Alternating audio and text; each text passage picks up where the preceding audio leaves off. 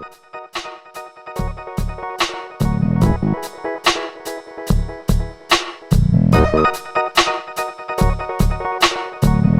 Developer Podcast.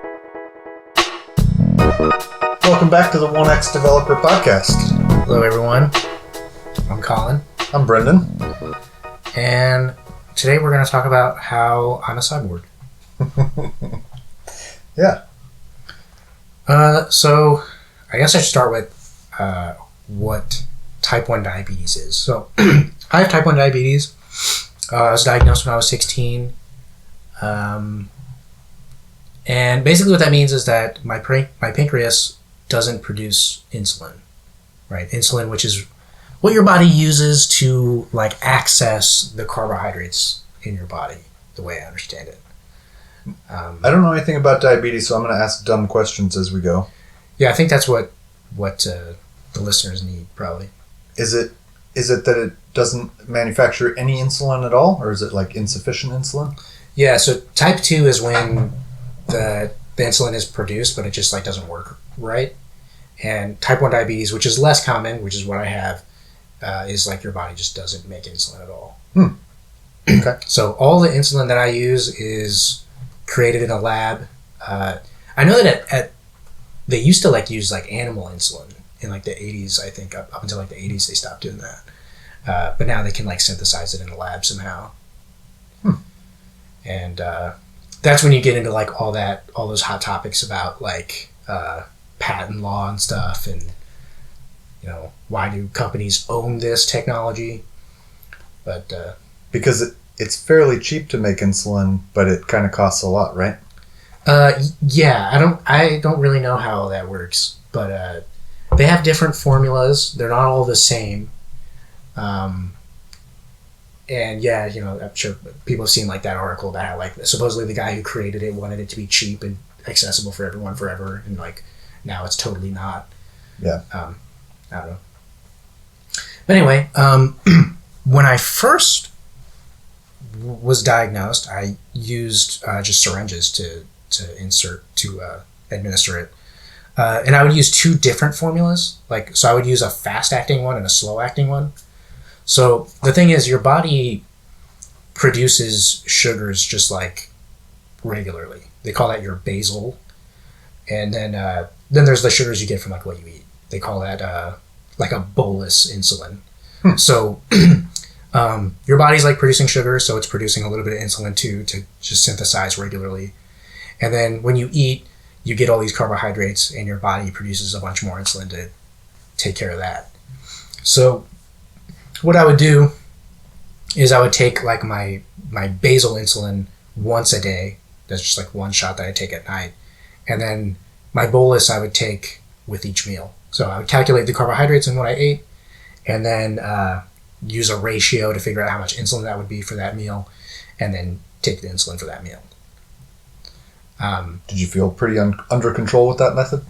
You know, I've always been pretty good, but it's definitely way easier now. And so also, you know, I would check my blood sugar, and if it was high, I would have to use more insulin, right? More insulin brings your blood sugar down, less insulin, it comes up, right?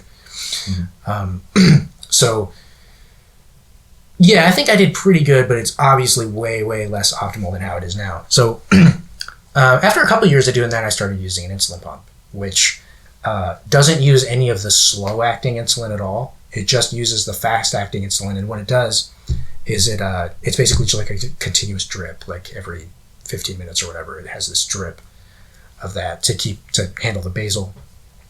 And then you enter into the pump all the amount of carbs that you eat, and it has the ratios like all programmed in. So I just say like I'm about to eat 50 carbs, it knows how much insulin that should be, and it administers that.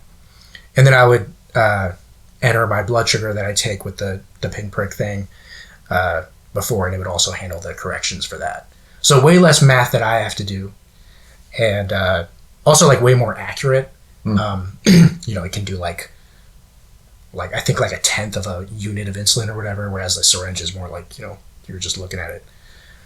Do you notice a difference with that? Like when you were doing the injections, did you notice the difference between 0.2 of a unit or anything like that? I think that generally my blood sugars were more in control when I started using the pump. Yeah. And that's what they tell you. I mean, I switched to it because the doctor said like it's way better and people do way better with them. So yeah, I think it makes a real difference. The thing that was missing at that point was, still my blood sugar was just whenever I would check it, right? And so the biggest thing between when I was doing really poorly and when I was doing really well at that time was how much I was checking my blood sugar and entering that in the pump, right? Right. Yeah. So I think at the time they had continuous glucose monitors, which are a thing that you wear on your body that checks your blood sugar, I think like every 5 minutes or something like that. And they've had those for a while, but more recently they had they've developed like closed loop systems where the monitor is checking your blood sugar and sending that data directly to your pump. So then like my pump knows what my blood sugar is right now and can auto correct. Like if my blood sugar is high, it can crank up my insulin a little bit, and when it's low, it can cut off a little bit. That's wild. That really is some cyborg shit. Yeah. So it's not all totally like super figured out. I still have to do stuff. I have to calibrate the sensor. So every now and again it'll alert me and say, hey, I need you to do a finger prick. So I still do finger pricks sometimes, but not every day, which is amazing. Yeah.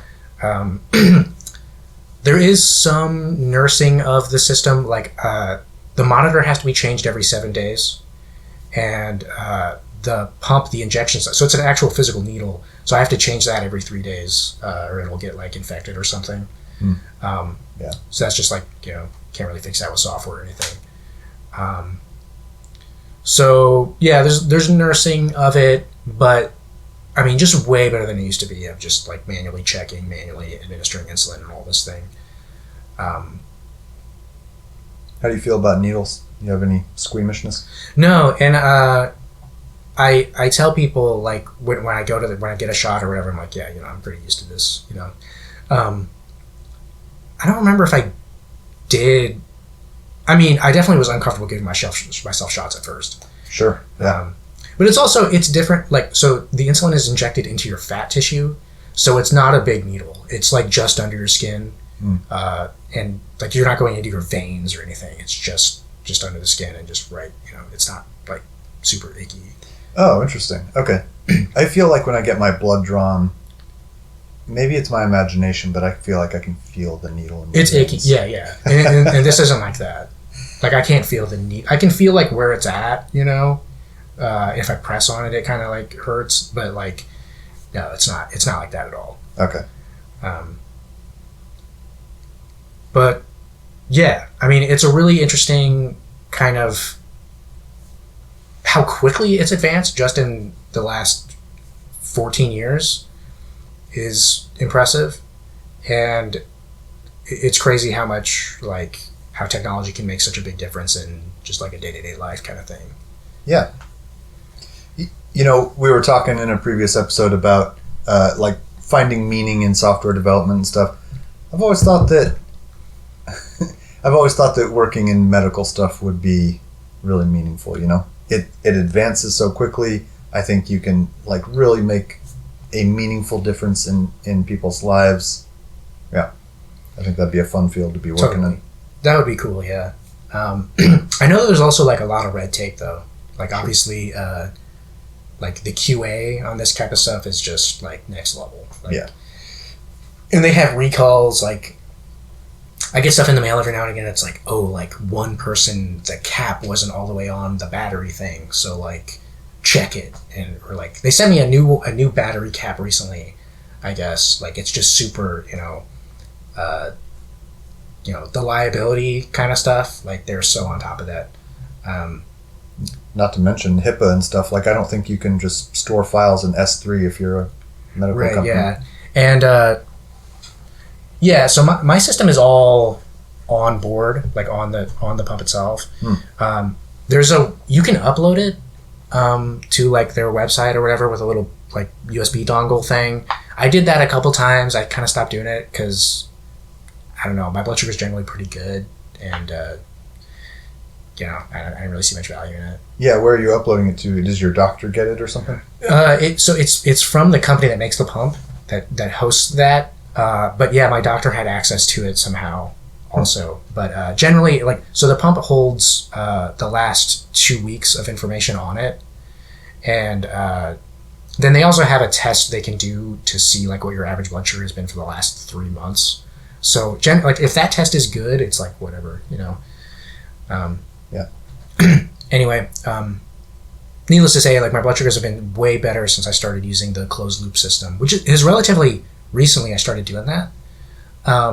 For a long time, I didn't do it because I tried it once. They gave me a trial thing, and I would go do jujitsu, and the monitor would just come right off. The thing,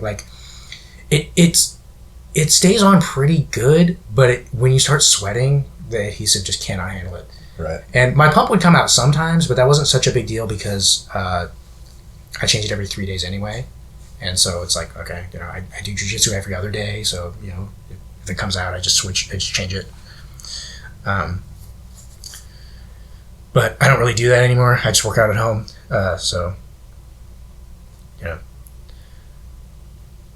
Yeah, that's pretty much how it works. We were talking about the software in it. Are you familiar with that at all, or you mostly, you said it mostly just from the user perspective, right? Yeah, I just know that it checks your blood sugar and it sends that data and then does a correction. I don't know what they've got going on there. I remember when I first got my pump, they told me something crazy it runs 1,000 self checks every minute or something. I don't know what that means or how that's even possible. Huh. But I do know, okay, they are expensive devices, and I know that they do, again, they're heavily scrutinized. The reliability is such a high priority on it. Yeah. Rightfully so. Yeah. So it's in my daily carry. I wear my pump. I'm supposed to wear it at least 23 hours a day. So I pretty much always have it on. The only time I really take it off is when I take a shower. I know there's been rumors about the Apple Watch, the new Apple Watch having a glucose monitor on it. Oh, really? I don't know how it would work. So the one that I have it's this little strip that goes under your skin, and it doesn't actually check your blood. It checks some other fluid under your skin. And so that's why you have to calibrate it, because the prick uses the blood, and so then you tell it, okay, this is what that blood sugar is, and then it uses that baseline, and some change in the fluid, it can predict what the blood sugar is from that. Kind of nuts, yeah. Weird. And it's also not as accurate really as the finger prick, but it's accurate enough to do all that. Yeah. So I don't know, if I have no idea how those Apple Watch rumors could be it's definitely not doing that. It would have to be outside of your skin. Yeah. I don't know how they would do that. I'm still a little bit perplexed how they do oxygen monitoring. I don't even get how they do it. It seems like magic to me. Don't they shoot a light in there? I'd say so. My wife has one, and it's always blinking a light at her wrist, and somehow that they can detect oxygen from that. I think it's something about the light and how much light is passing through tells you about the blood in there or something. That's witchcraft. Yeah. A little trivia about that. I saw this thing on Twitter going around where there's this college professor he's a furry, and he wears a full fur suit while he's giving his lectures, and everyone was dude, this is weird, no hate against furry, do whatever you want to do, but apparently people were coming to his defense no, this guy's a really big deal in hardware engineering, and he actually invented that green light thing. Oh, really? Yeah, so the guy who invented that green light pulsometer thing is a furry. No kidding. Yeah, so I had no idea. I still don't I still don't totally get how it works, but yeah, I'd like to know more. But I guess my point is maybe right now it sounds kind of fantastical and magic that we could detect glucose through the skin from the outside, but I don't know. Yeah, and I don't know where those rumors come from. I don't know if that's like, I want to say like I saw something about Apple filing a patent for something, but I don't know what it is. I mean, that would be immensely useful. Is the idea then that the watch would detect your glucose and you could replace the monitor with your Apple Watch, you would keep the pump and the pump would communicate with the watch? So I don't my understanding is that they just want it for like average consumers, like so anybody could just see what their blood sugar is too. Oh, right. I know that that's a thing. That's kind of a trend now. Fitness people are getting continuous glucose monitors. Really? Yeah, and I don't really know what they do. I guess it like lets you know if your blood sugar is spiking with certain meals or whatever. Yeah. Right. That's the thing. A lot of people. I'm kind of speaking out of school here. I'm not deep in this world, but there are a lot of people who link things like general inflammation to insulin spikes, right? Yeah. So they think that having your blood sugar spike and then fall rapidly throughout the day is a bad thing, and that you kind of want to like keep things, even if you're not diabetic, you kind of want to keep things even. Yeah, and it is a bad thing, and that's one of the reasons why, you know, eating for anyone in general, like just eating a ton of sugar at once is bad for you. So I think it's more for that. A lot of people ask me when I tell them about it, they're like, "Oh, so it like sends updates to your phone?" And I'm like, "No, it doesn't do that." That would be cool, but it doesn't do that. There is an app, but like I don't think. Maybe it can do that. I don't know. I've never done that because it's all on board. My insulin pump has a screen on it, and I can see graphs and stuff. So I don't really care to do that. And they communicate via Bluetooth? I think so. Yeah. So there's no reason it couldn't be sending data to your phone. Yeah. Yeah. Cool. Yeah. So yeah, I'm really excited to see where it goes. I mean, every new model is like better than the last one. One thing we were talking about is like it's kind of interesting how whatever is kind of on the market today is like what was invented like 5 years ago because of like approvals from the FDA or whatever. And I remember them telling me, like when I got my first one, they're like, "Oh yeah, you know, and the next one is going to have like a touch screen, and it's going to have like, well, because this was a long time ago, but you know, it's going to have all this cool stuff." I still don't have a touch screen. I don't think I want one anyway. It has physical buttons. But it's way better than the one I had back then, you know, and it's, yeah. So have you looked into, I don't know, are there people doing anything? Can you like jailbreak your pump and sideload some open source software on there? So I don't know about that, but I know that like insulin pump hacking has been a thing, and I know that before like the like first party closed loop systems were invented, there were people who were buying continuous glucose monitors and buying pumps individually and hooking them up somehow. And I haven't been able to find it, but I remember there was just a repo on GitHub somewhere where this guy had like all the code for his like jailbroken closed loop system that he did, which is kind of crazy. That's it's wild. Pretty nuts. I mean, if it works, it's better, but that's a big if, you know. If you got a bug in your code, then you're you're messing around with your health, right? Yeah. And I do wonder, I mean, I remember, not with this version, but I think with the last version that I had, the pump would like send me alerts constantly. So like, my monitor would be checking my blood sugar gets high, and it would beep really loud, like your blood sugar's high. And I'm like, okay, well, ball's in your court. You're the insulin pump, you know, like you do your thing. I'll, you know, focus on what I was doing. And it would do that in the middle of the night. and it would wake me up, and it would be beeping all the time, blood sugar. And it would even do that if it was just trending down too rapidly or trending up too rapidly. Yeah. And if the system was still like that, and someone had jailbroken it, so you could just turn those alerts off, I would be in on that. So that seems. I mean, you're still opening up to the possibility of introducing a bug or something, but that seems. That seems totally reasonable to want to modify the behavior of the software, and that almost seems like very much in line with open source philosophy of right. The user of the software should be able to modify it as they see fit, and they should be able to get in there and mess around if they want to. Yeah. Imagine the market's pretty small. I think 1% of people have type 1 diabetes in America or something like that.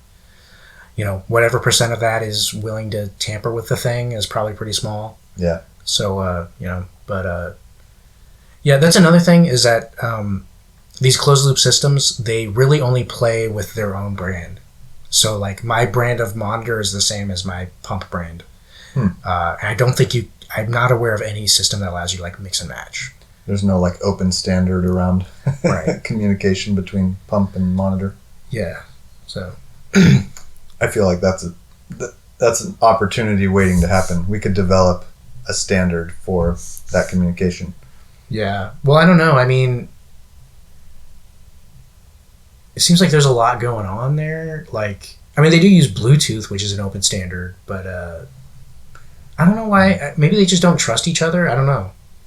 Or maybe they're just, trying to make money. They're just competitors. Yeah. Yeah. I mean, there's only a few businesses that really do this. I will say, I think it kind of sucks having the monitor and the pump. Like, it'd be cool if it was just one thing.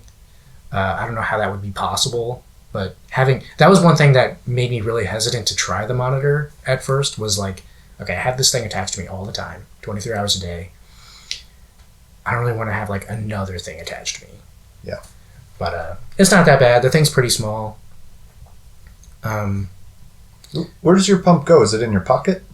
Yeah, I always have it in my pocket. The pump is in your pocket, but the monitor is like on your arm, right? Yeah, it's on my arm. And it's like stuck on me. And see, that's the thing too, right? So, okay, like if you're going to go do jujitsu, you just unsnap the pump. So the pump you take off, but the needle is still in there. And then the monitor you can't take off, right? It's all like on there. I guess you can, but like the thing, that's over here. The thing would still be here, which could, like, it's just like waiting to get ripped off. You know what I mean? Yeah. Like it's kind of a sticking out kind of thing. So, I mean, like, if there were things I could magically wave a wand and make better, I would definitely make that thinner. The monitor is like thinner, more flush against the skin, which I think they say there's something like that coming too. They're going to be able to do that soon. It seems like the general trend with any kind of hardware, right? Smaller and thinner. Yeah. And I think, like the thing that plugs on there, I know this is an audio only podcast, but the transmitter, I'm pretty sure it's just like a Bluetooth dongle, basically. You know what I mean? Like, I don't think it's really doing a lot here. I think, well, I guess it is, because this is just a needle here. So I guess it's doing some testing. I don't know. Seems like you could be able to get it pretty small. And the whole, like, changing it every 7 days, changing the thing every 3 days, I think that's just a limit of, like, the human body. Yeah. You can't really do much about that.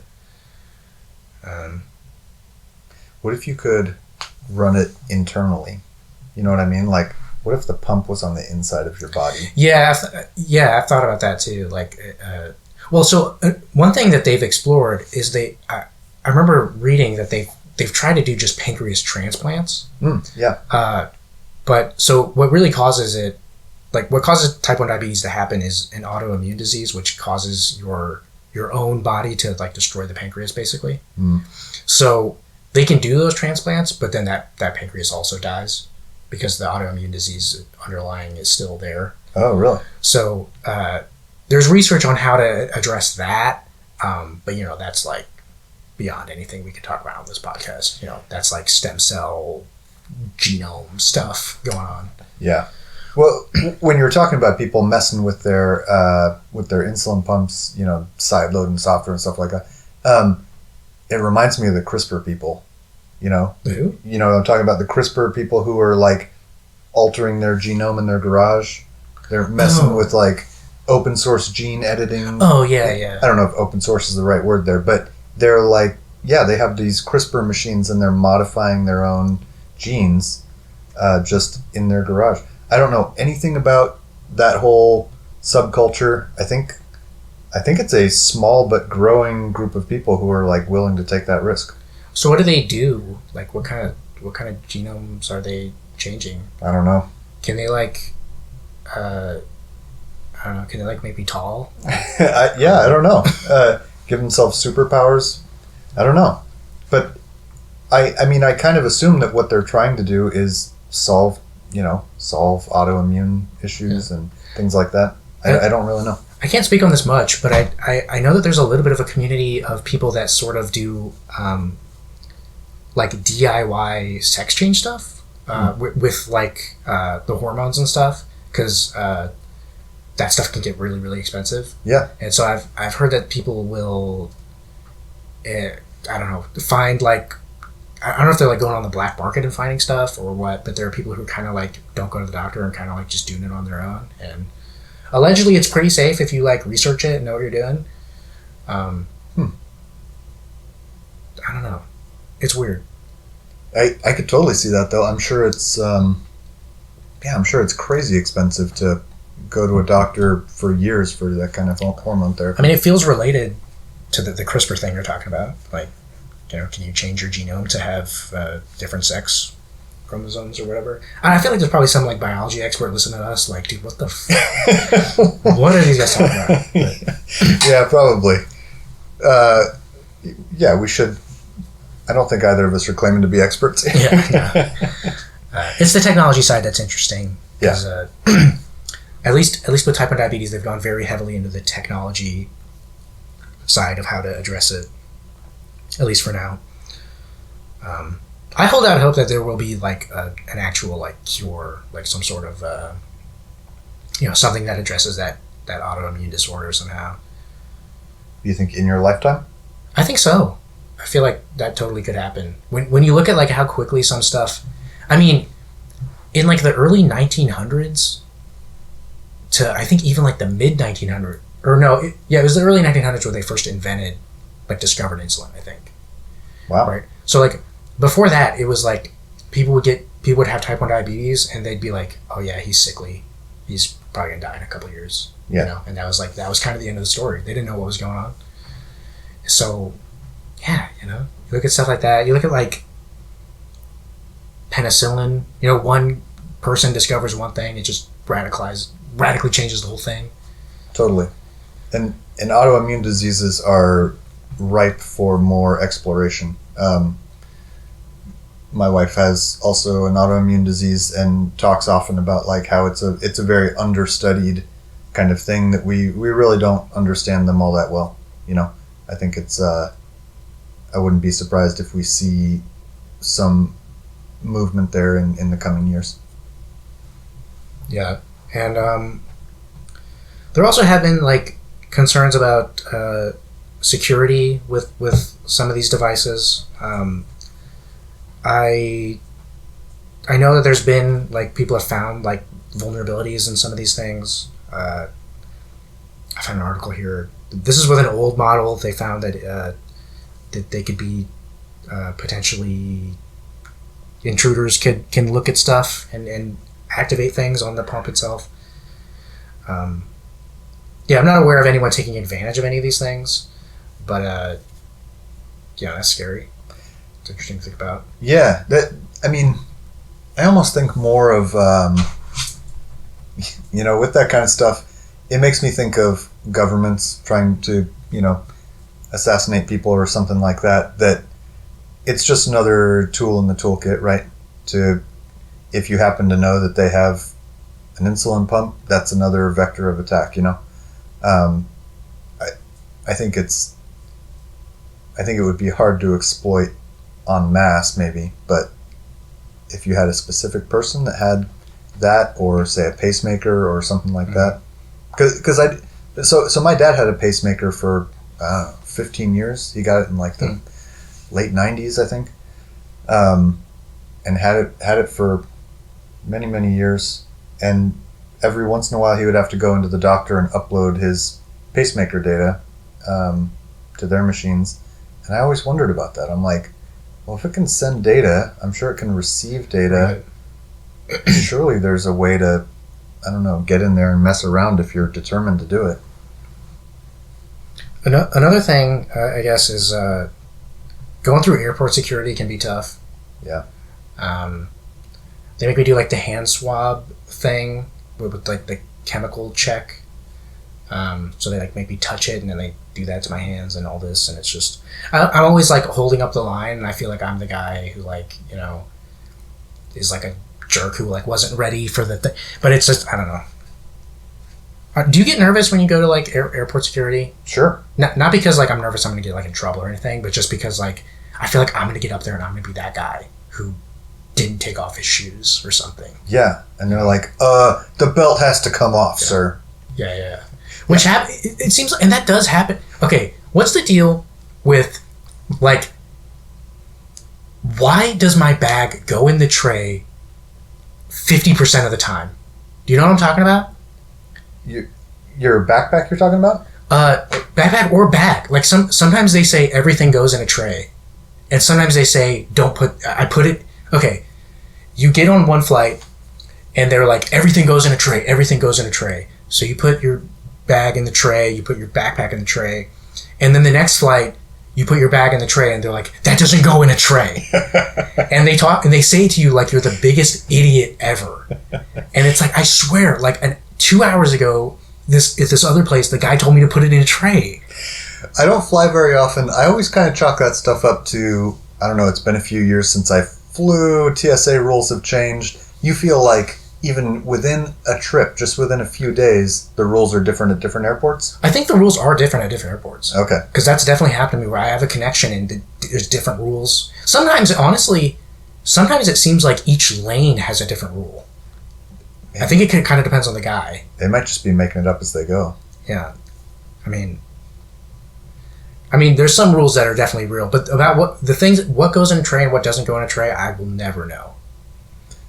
I'm going to stop using trays and see what happens. I'm just going to put everything. I'm going to put my shoes on the belt directly, nothing in a tray, and I'm just going to see what happens. Okay, we're going off on a deep tangent here. But I remember one time I was at the Kansas City airport here, and this guy was saying, don't put your shoes directly on a tray because it's spreading germs or whatever. Like put them upside down or put them on something and then on the tray.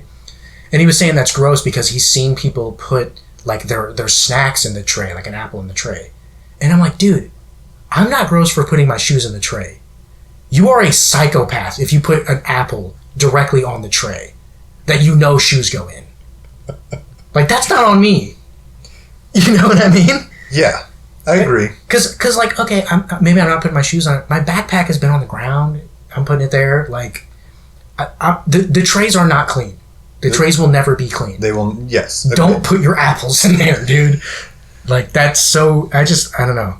I didn't say anything because, you know, he can just, like, put his hand up my butt or whatever if he wants to, you know? But, like... But, I mean, we do sometimes we do our toiletry bags in there, and that's like your toothbrush. It's still in a plastic bag, but yeah, that's not that far removed from putting your toothbrush on the bottom of somebody's shoe. Yeah, that's true. But I don't think like, if you have to take your shoes off to go through the thing, shoes are going to be touching the tray. Yeah. You know? Yeah, don't put food in the tray. I'd never really thought about that before, and now I will never be able to not think about it. I think everything in airplanes is just gross. Like, there's just all kinds of germs everywhere. Yes. The whole airport. 100%. I get sick every time I travel. Yeah, me too.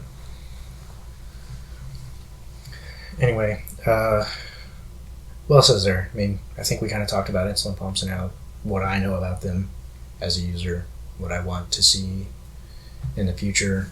Other than stopping beeping, do you have any desire to hack your insulin pump? Do anything to it? No, well, and that was an older model that would beep all the time. Mine doesn't do that, so I really don't. No, I think it's, and I think also with the continuous, like with the closed loop auto adjustments and stuff, I wouldn't want to tinker with any of that. I feel like that's like they've probably got that honed in, you know. Yeah, that seems a little more delicate, like a balance. Oh, because also it's supposedly it like learns from you, like it sees how sensitive you are and will like change its auto correction algorithm over time and stuff. Oh, that's kind of like cool. Self-correcting. I can't believe I didn't mention that until right now. But yeah, it like looks at your history and knows. I think it'll even predict like, oh, 12 o'clock, he tends to see a little dip here. I'm going to back off, that kind of thing. Oh, wow. That's kind of wild. Does your sensitivity change over time? It does, yeah. And it can change, like... So that's the big thing. Everybody's ratio is different of, like, how they respond to the insulin versus how they respond to the carbs that they eat. And it changes over time. It has to do with your weight. Just everybody's different. And that's really what makes it tough, especially like when you're doing the injections, right? Like at first, you what happens is generally is, I think your doctor does some formula, but they tell you like, okay, we're going to start at like 8 units per carb or 8 carbs per unit, right? So every 8 carbs you eat, you give a unit of insulin. We're going to start there or something.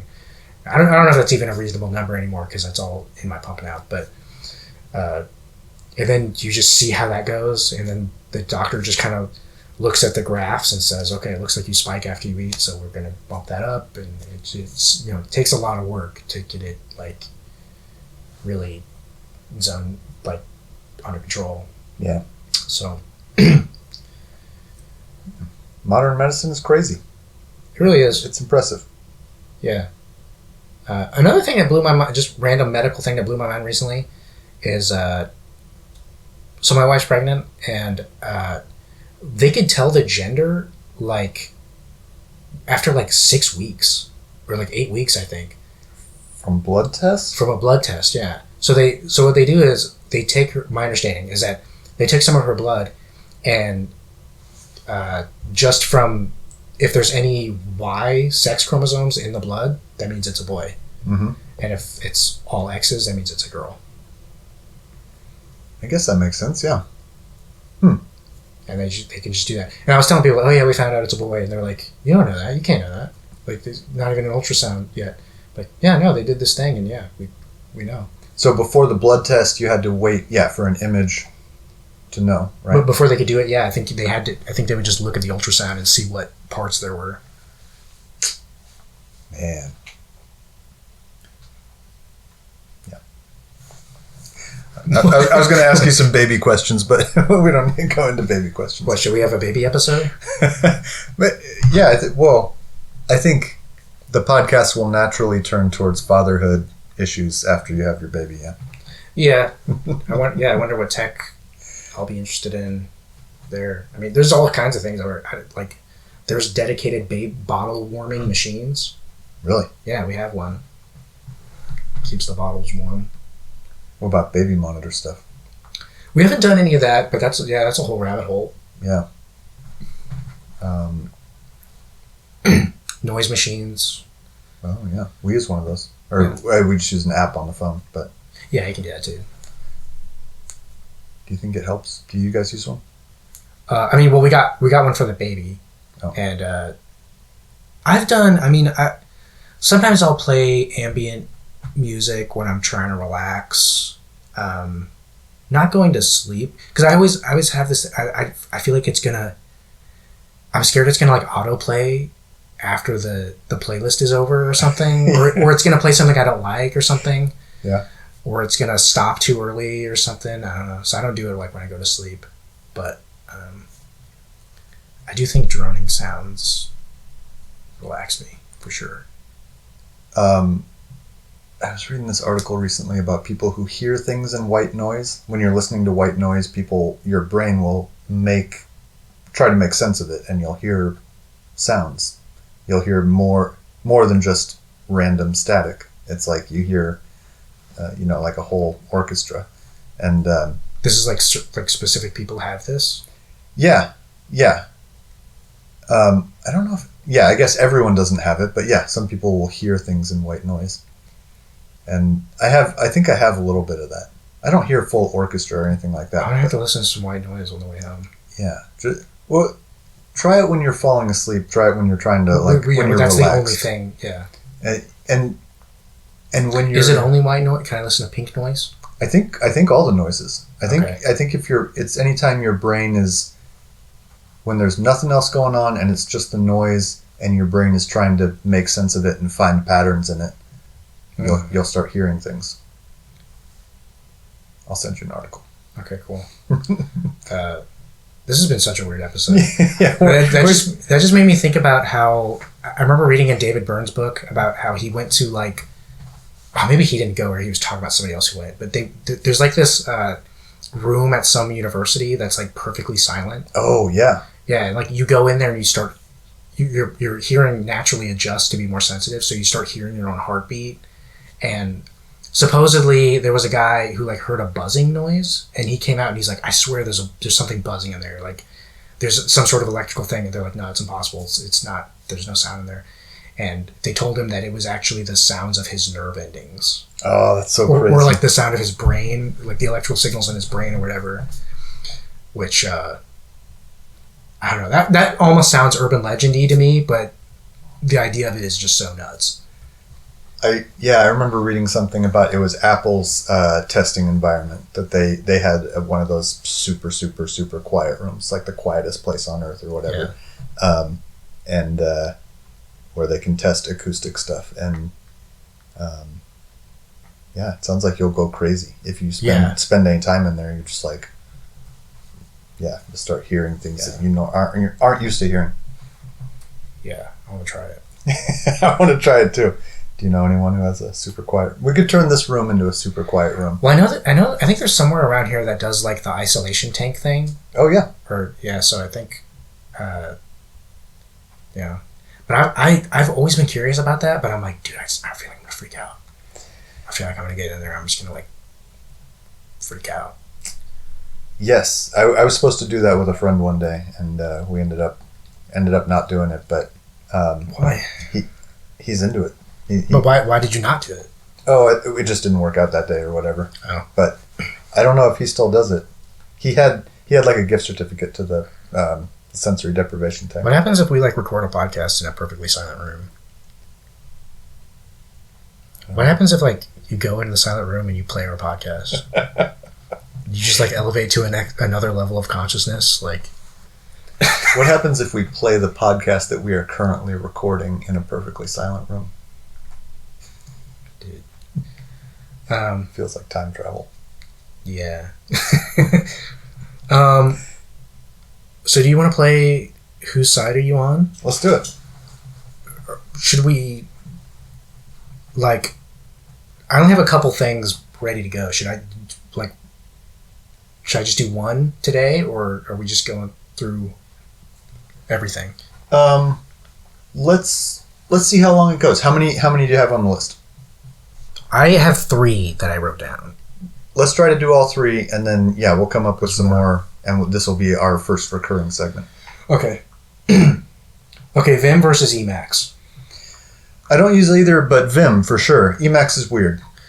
So I don't really use either one either, but I think the Emacs key bindings are they're less ergonomic, but they're easier to understand, if that makes sense. Why do you feel like they're easy? I feel like they're... I feel like you just have to memorize them by rote, that there's no rhyme or reason to them at all. That's how I feel about the Vim more. I feel Vim is more like that. Okay. Like, why yanking and... I don't know. I think that... I don't know. I guess just, like, control letter is something I'm used to. Whereas, like, just hitting keys is, like, different. And also, Emacs doesn't have, like, the different modes, which is a big thing. I think the different modes actually make a lot of sense. So again, I don't use Vim on a daily basis, but I do remember, in my attempts to use it over the years, when someone explained to me, well, there's 2 different modes that you got to press colon to, switch. There's 3 modes. Well, what are the 3 modes?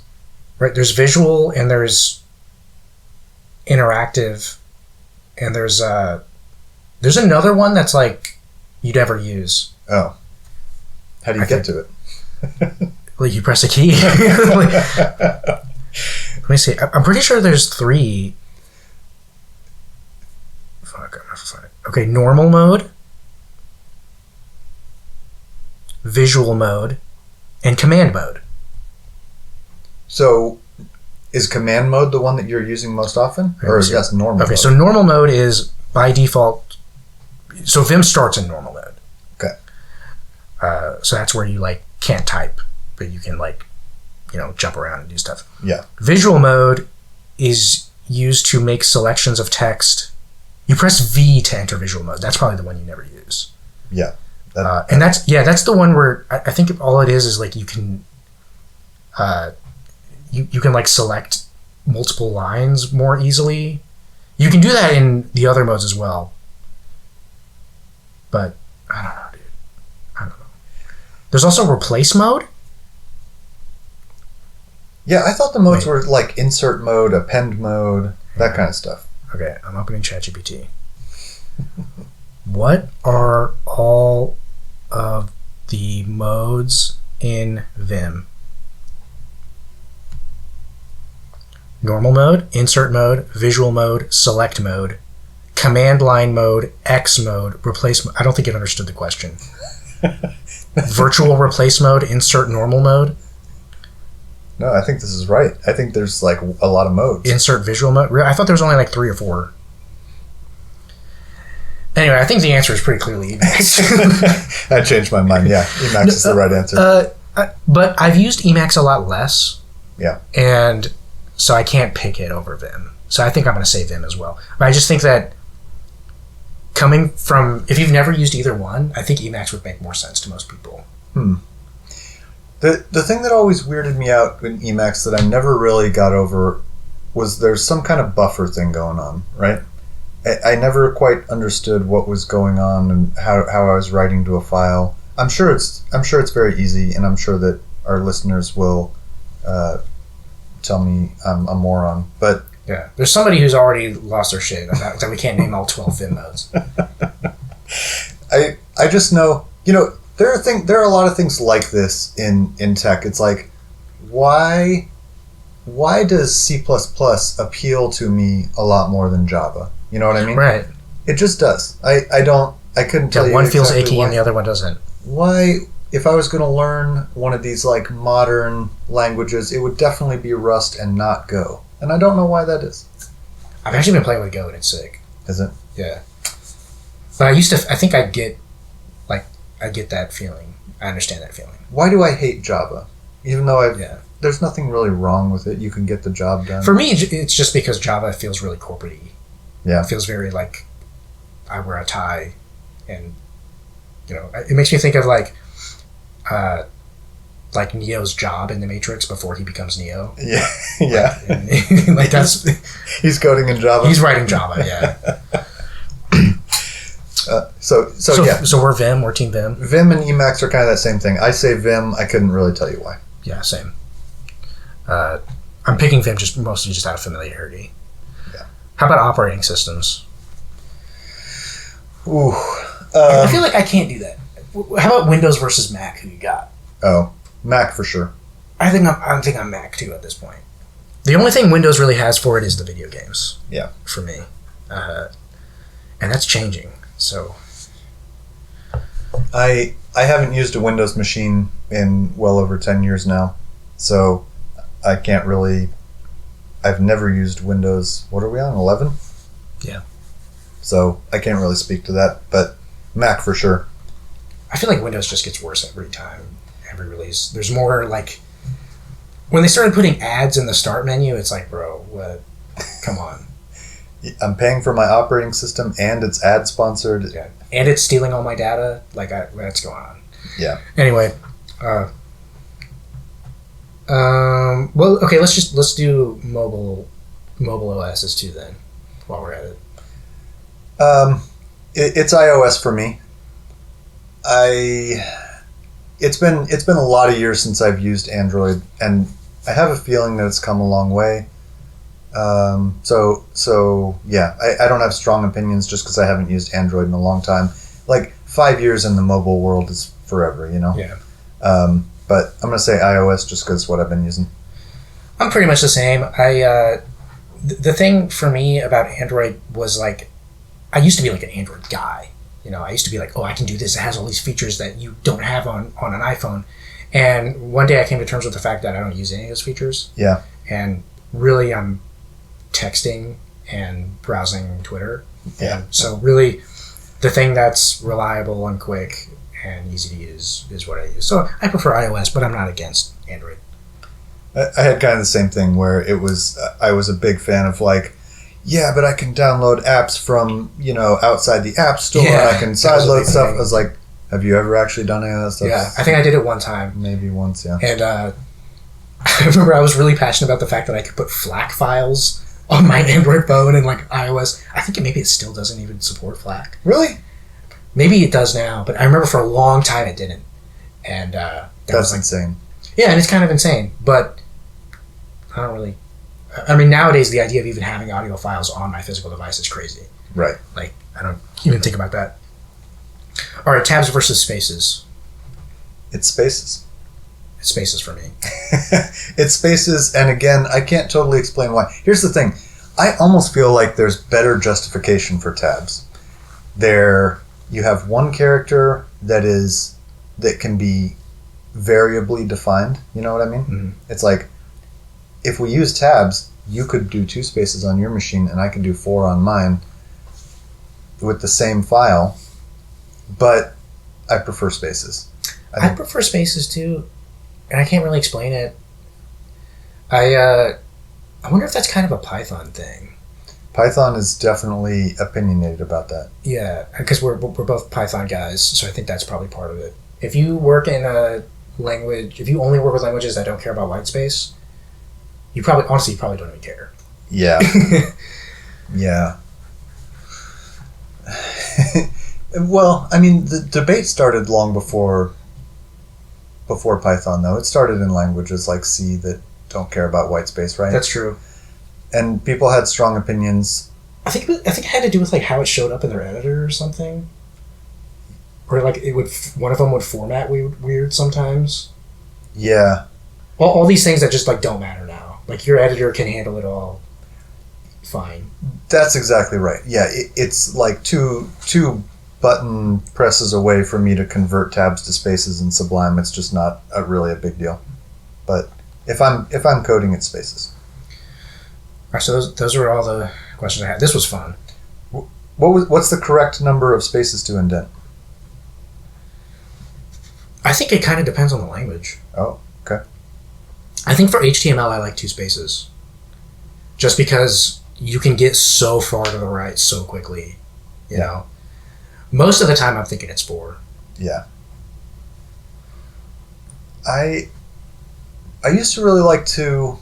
I'm 4 these days.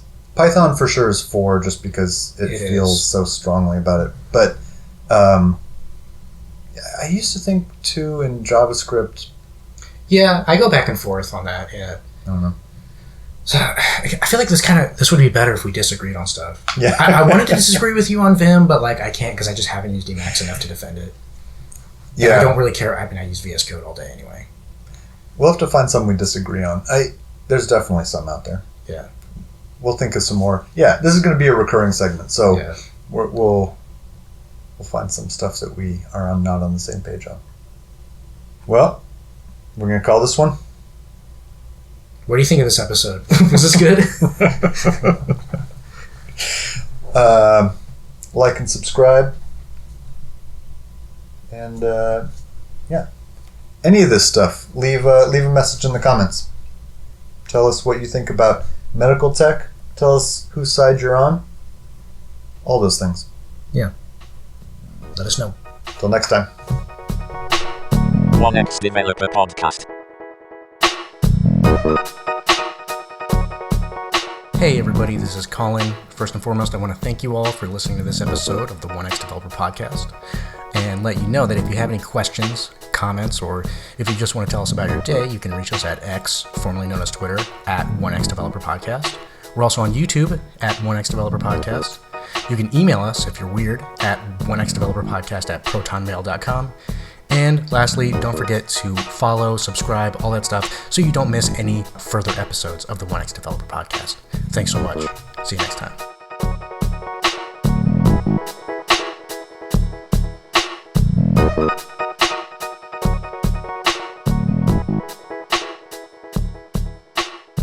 Thank you.